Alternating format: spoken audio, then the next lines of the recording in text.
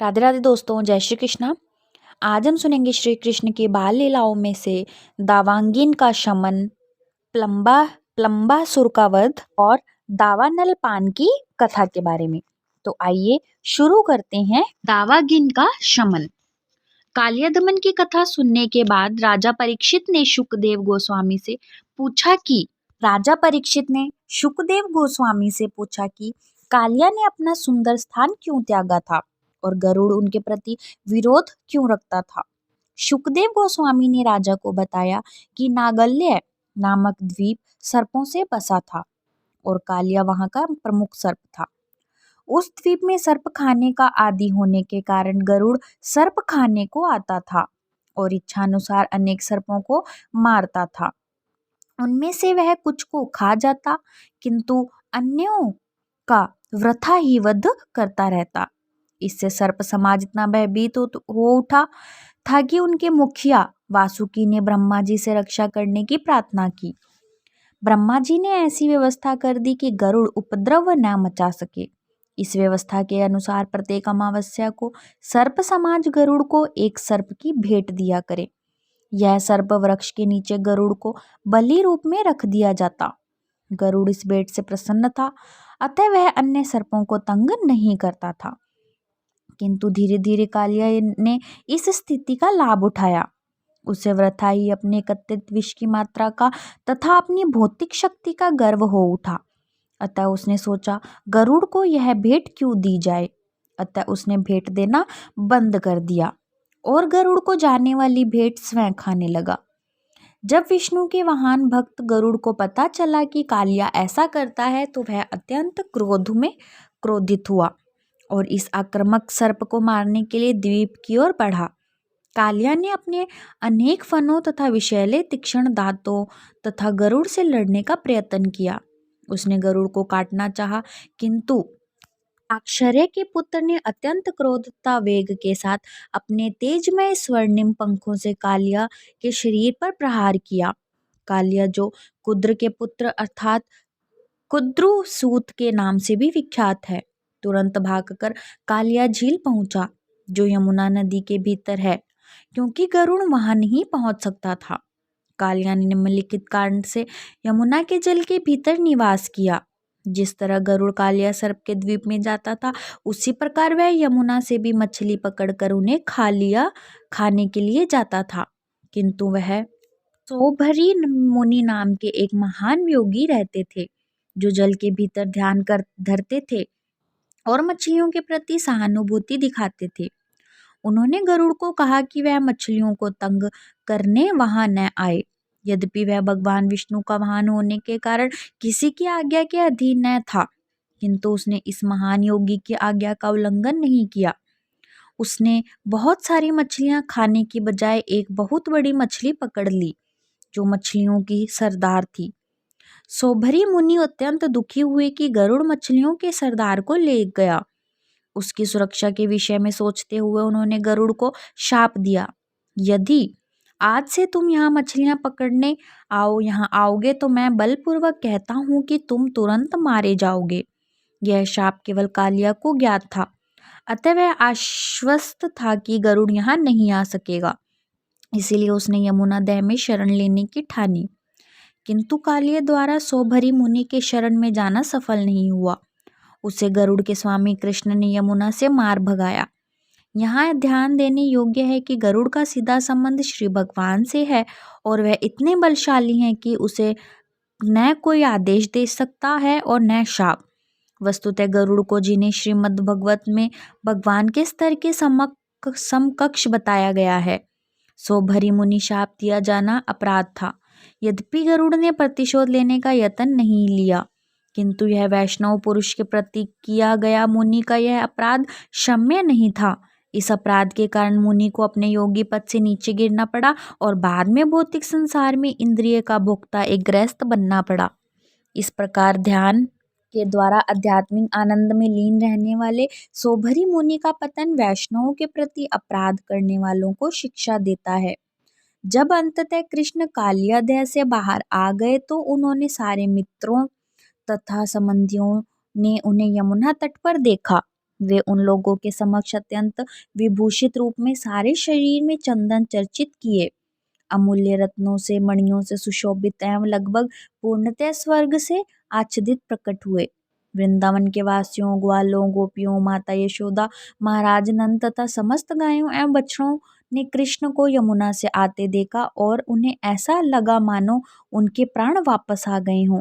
जब किसी को जीवन का पुनः लाभ होता है तो वह संभावतः आनंद तथा प्रसन्नता में लीन हो जाता है। उन सबों ने एक एक करके कृष्ण को कंठ से लगाया और अत्यंत शांति का अनुभव किया। माता यशोदा, रोहिणी, महाराज नंद तथा ग्वाले इतने प्रसन्न हुए कि उन्होंने जब कृष्ण का आलिंगन किया तो सोचा कि उन्हें जीवन का अंतिम लक्ष्य प्राप्त हो गया है। बलराम ने भी कृष्ण का आलिंगन किया, किंतु वे हंस रहे थे क्योंकि उन्हें पता था कि जब सारे लोग चिंता मगन होंगे तो कृष्ण क्या करेंगे। वहां पर कृष्ण के प्रकट होने के कारण यमुना तट के सारे वृक्ष, सारी गौवें, बैल, बछड़े अत्यंत प्रसन्न थे। वृंदावन के सभी ब्राह्मण तथा उनकी पत्नियां कृष्ण तथा पारिवारिक जनों को तुरंत बधाई देने आई। चूंकि ब्राह्मण को समाज का गुरु माना जाता है, अतः उन्होंने कृष्ण तथा उनके परिवार को कृष्ण के छूटने पर आशीर्वाद दिए। उन्होंने इस अवसर पर नंद महाराज से दान देने के लिए भी कहा। महाराज नंद कृष्ण की वापसी से प्रसन्न होकर ब्राह्मण को अनेक गायों तथा प्रभूत सोना दान में लग गए। जब नंद महाराज इस तरह व्यस्त थे तो माता यशोदा कृष्ण का आलिंगन मात्र करके उन्हें अपनी गोद में बिठाकर निरंतर अश्रुपात करती रही। चूंकि रात्रि हो चुकी थी और गायों तथा बछड़ों समेत वृंदावन के समस्त वासी अत्यधिक थके थे, अतः उन्होंने नदी तट पर ही विश्राम करने का निर्णय लिया। अर्धरात्रि में सारे लोग सोए हुए थे तो सहसा एक विशाल दावांगिन लग गई और ऐसा प्रतीत होने लगा मानो यह शीघ्र ही सारे वृंदावन वासियों को निगल जाएगी। उन्हें ज्यों ही अग्नि की तपन का अनुभव हुआ त्यों ही उन्होंने भगवान श्री कृष्ण की शरण ग्रहण कर ली। यद्यपि वे उनके शिशु की भांति खेल में मगन थे। वे सब कहने लगे, हे कृष्ण, हे भगवान, हे बल के आगार प्रिय बलराम, हमें ईश्वर भक्षी तथा विनाशक अग्नि से बचाएं। हमारे पास तुम्हारे अतिरिक्त कोई अन्य शरण नहीं है। यह विनाशकारी अग्नि हम सबको लील जाएगी। इस तरह यह कहते हुए उनसे प्रार्थना की और उनके चरण कमलों के अतिरिक्त अन्य किसी की शरण ग्रहण नहीं करेंगे। भगवान कृष्ण ने अपने ग्रामवासियों पर कृपालु बनकर तुरंत ही संपूर्ण दावांगिन को निगल लिया और उन्हें बचा लिया।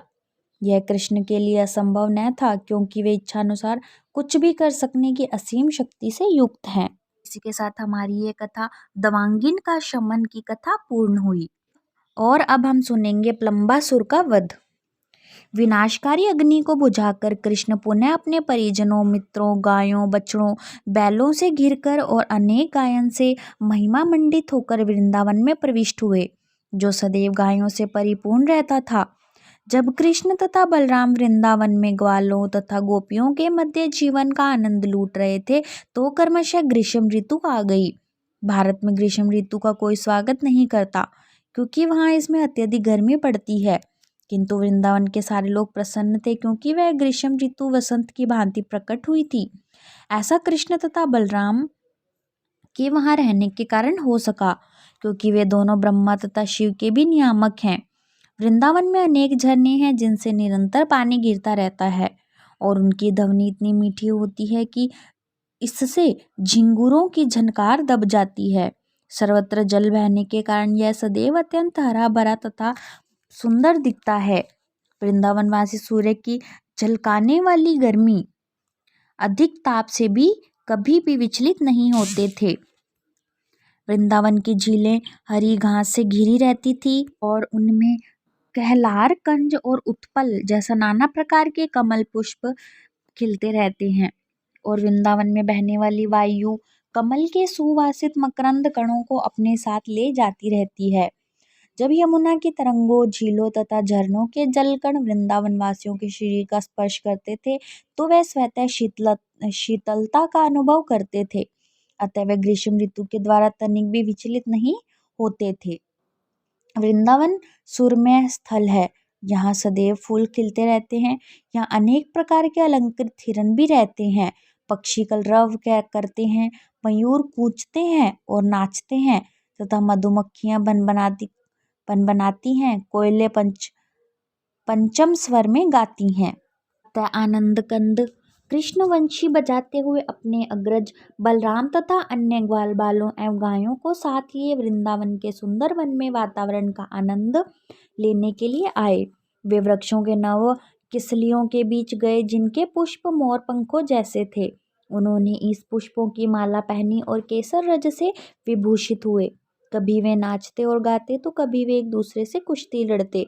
जब कृष्ण नाचते तो कुछ ग्वाल बाल गाते और कुछ बांसुरी बजाते, कुछ भुजंग बजाते, कुछ ताली देते और कृष्ण की प्रशंसा करते।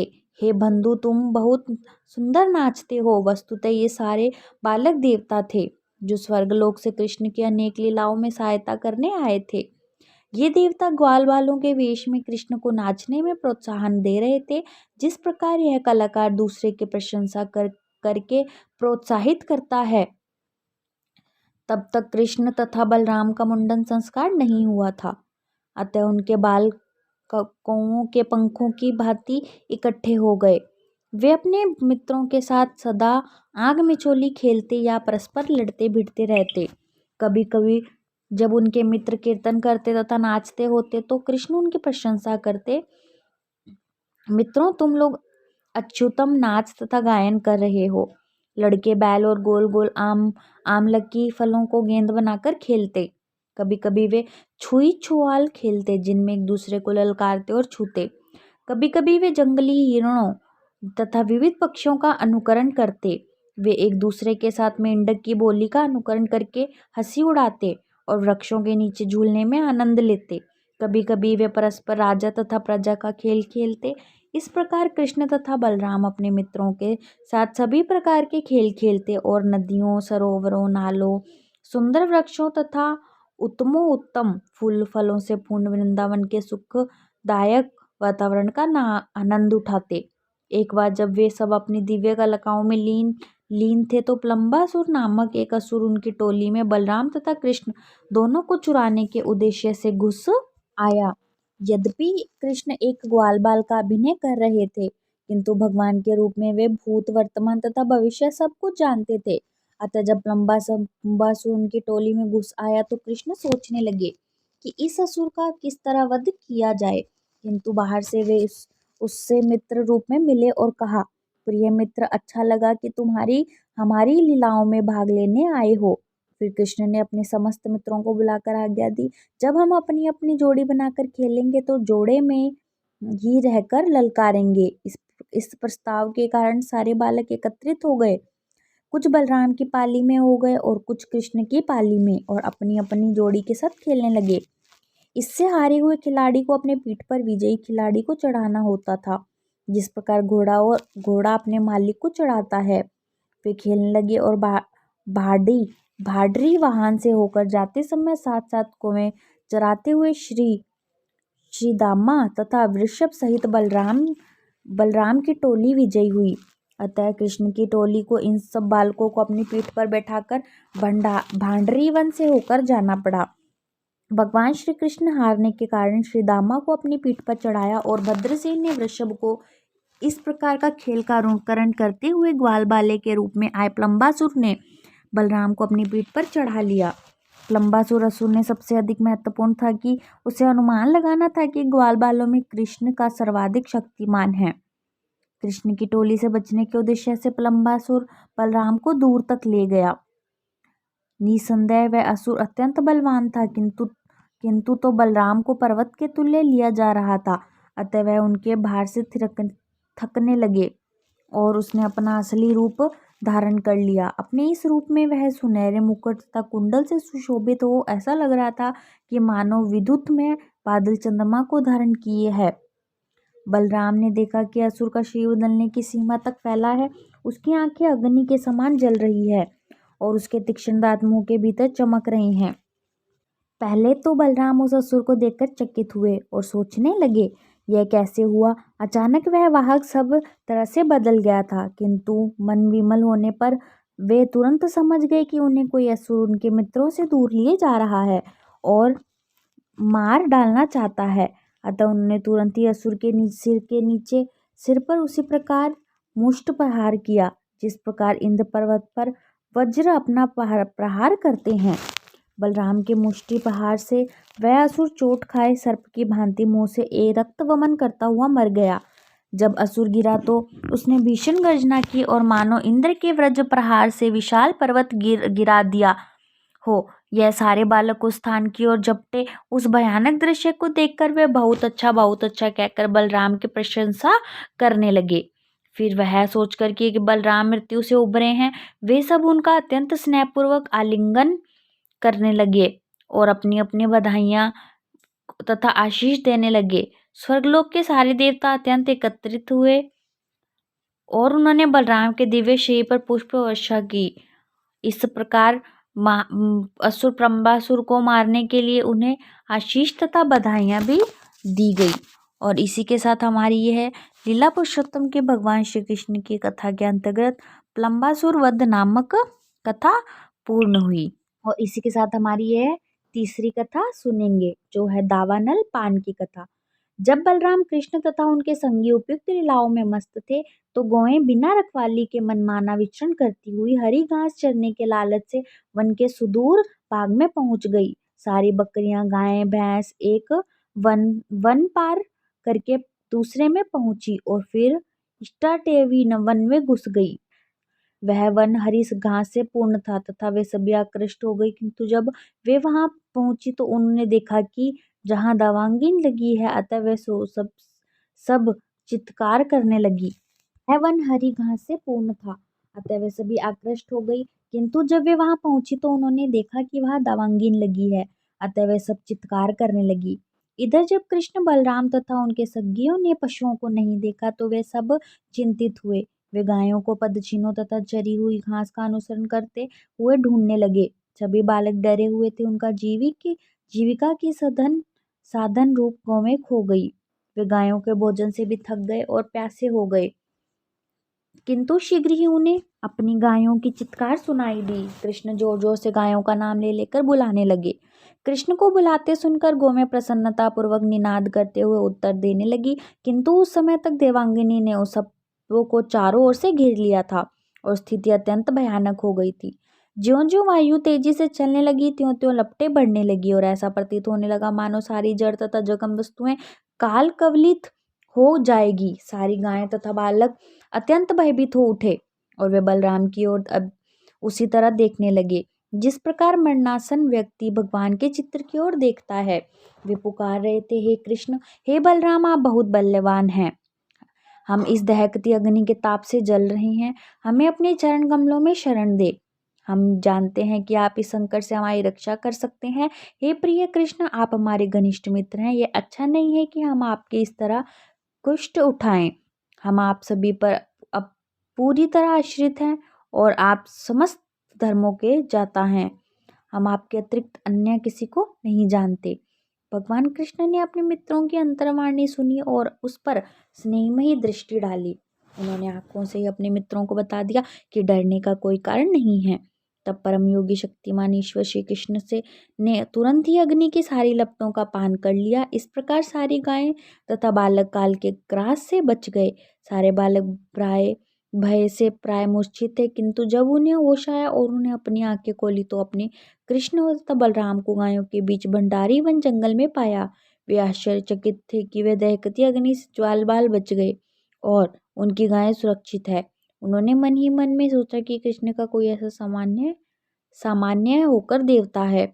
संध्या समय कृष्ण तथा बलराम ग्वाल बालों तथा गायों को साथ बांसुरी बजाते वृंदावन आए। जब वे साहब गांव पहुंचे तो गोपियां परम प्रसन्न हुई थी। जब कृष्ण वन में होते तो गोपियां सारे दिन उनके विषय में सोचती रहती और उनके अनुपस्थिति में उनका एक एक क्षण 12 वर्षों की भांति व्यतीत रहता था। और इसी के साथ हमारी लीला पुरुषोत्तम भगवान श्री कृष्ण के अंतर्गत की कथा दावानल पान नामक ये कथा पूर्ण हुई। और कथा सुनने के लिए हमारे चैनल को सब्सक्राइब करें, लाइक करें और ज़्यादा से ज़्यादा शेयर करें। राधे राधे, जय श्री कृष्णा।